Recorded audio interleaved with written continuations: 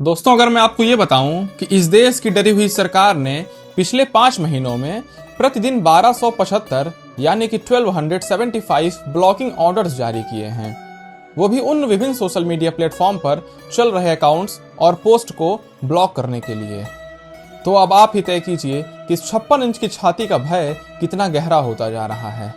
याद रहे, प्रतिदिन 1275 यानी 5 महीने में लगभग 2 लाख ब्लॉकिंग डायरेक्शंस जारी किए गए।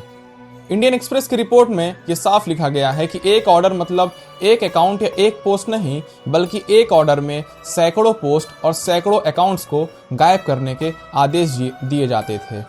और सबसे विचलित करने वाली खबर तो यह है साथियों कि जिस इंस्टाग्राम पर रात के 11 बजे हमारे प्रधानमंत्री जी good morning good night friends बोलने आते हैं, उसी इंस्टाग्राम प्लेटफॉर्म को लगभग 1 लाख ब्लॉकिंग डायरेक्शंस भेजे जाते हैं, मात्र 5 महीनों में वो भी। अब सवाल ये है कि सारे आदेश भाजपा के खिलाफ बोलने वाले लोगों को गया है या फिर गांधी और नेहरू को गाली देने वाले लोगों पर भी? जवाब आपको स्पष्ट रूप से मालूम होगा।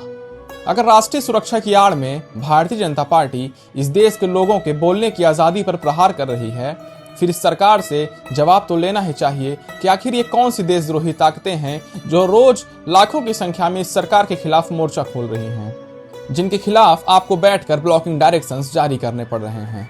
और सरकार को खुलकर ये बता देना चाहिए कि इसमें से कितने आदेश भाजपा हेडक्वार्टर से जारी किए गए हैं। अगर आप सत्ता में बैठे लोगों से सवाल करते हैं तो ये तय है कि आपकी एक न एक वीडियो तो सरकारी आदेश पर जरूर गायब कर दी गई होगी। अब सवाल मेरा उनसे है जो आज़ादी के नारों में देशद्रोह की संभावनाएं तलाशते हैं। दोस्तों, तुम पूछते हो कि आज़ाद मुल्क में लोगों को किस चीज़ से आज़ादी चाहिए, तो मैं बताना चाहता हूं कि आज़ादी चाहिए तुम्हारे इस बजबजाते हुए सड़े हुए सिस्टम से, आज़ादी चाहिए इस डरी हुई सरकार से और इस तुगलकी फरमानों से जिनके सवालों को सुरक्षा की आड़ में इस प्रकार से सरकार ने कुचल के रख दिया है। धन्यवाद।